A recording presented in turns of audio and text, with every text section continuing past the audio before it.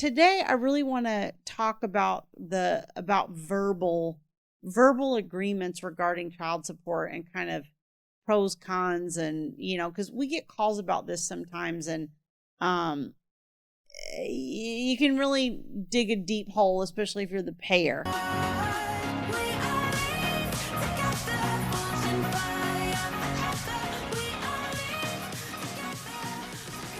And it's hard because you want to trust other people and trust verbal agreements and all that, but sometimes it can work against you. Right, and that's true of spousal support as well. The court has the power to change your support from that date forward. They can't go retroactive. So, a mom can't let go of child support for 3 years and then go file and say, oh, by the way, dad owes me support for the last 3 years.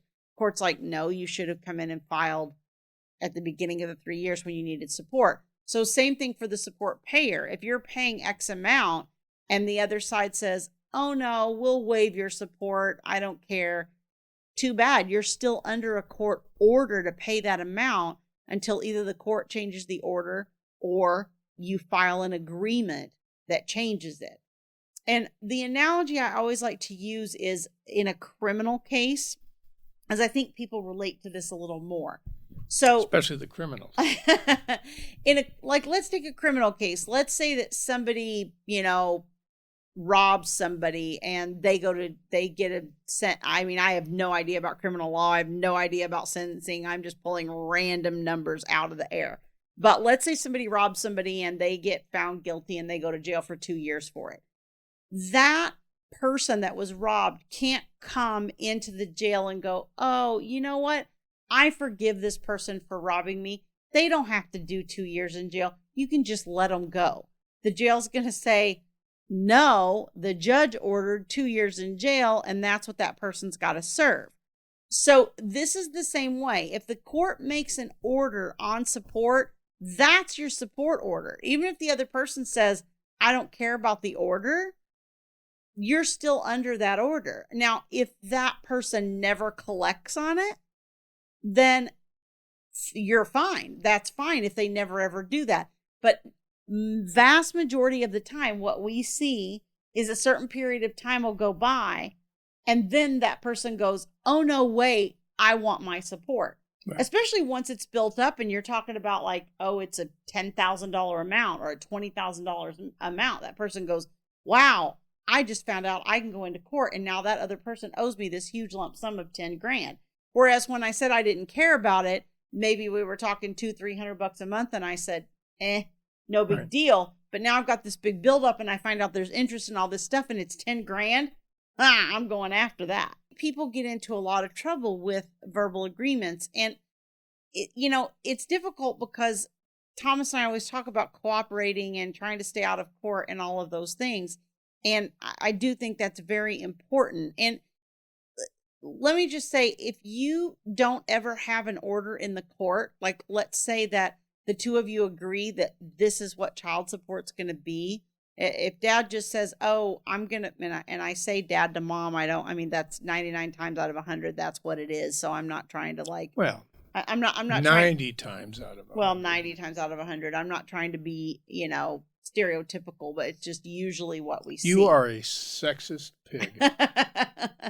So if dad and mom agree to stay out of court and they agree that dad's going to pay $500 a month to mom or vice versa, whichever, and they're not going to go to court and this is going to be the amount and there's no order, then if you're the payer, you're fine. You're paying that $500 a month, no problem. You're not under any court order, so there's nothing that the other parent would be able to do. The person that's at risk in that situation is the receiver, because if the payer suddenly goes, oh, I don't like this agreement, I'm done, then the receiver has to go into the court and ask for, payments and all that, and you have to file right away. So you wouldn't be able to file and go, oh, they haven't been paying for 6 months, but we had a verbal agreement that they would pay me $500 a month, and now I want all of my $500 a month for the last 6 months. The court's going to say, sorry, I can only do it from the time that you actually filed something. Right. And by the way, that this is California law. Right. So if you check your jurisdiction and consult with a local attorney, Right. It's not uncommon to see these huge amounts of accrued arrears. Yeah. Yeah. So I think this issue is the verbal agreement issue is particularly potentially detrimental to the payer. Right. You know, because I mean, like I said, if there's no court order in your case, then you're not at risk as the payer. Then you're just paying whatever on your Right. honor system. Because again, in a fair world, you know, shoot, I'm on unemployment now. I'm not, you know, I can't pay the order. And so if wife says, well, okay, I'm going to excuse you from paying this till you find a new job. Now you've accrued all these arrears and you've got your new job and now you have to pay all these arrears. And now she comes back and says, oh, sorry. That's not fair. Mind. Right. That's not fair. Right. Yeah, it really isn't. But the warning that you need to heed in this situation is if your income changes, you need to file a motion. And that's true. I'll second that emotion. I mean, that's especially true for the payer. You know, or really the receiver. Like if you're making less and the support should go up, you have to file a motion to get that change implemented. You're not going to get it retroactively. You know, at least like Thomas said, in California, they don't do that. So the moral of the story is if you have an agreement, and it is always best to have an agreement, then get a stipulation in order. Get it in writing. It's called a stipulation in order. You get it in writing, but you don't just get it in writing, but you take steps to make it an order of the court. Right. And the way to do that is with a document called a stipulation and order. Right.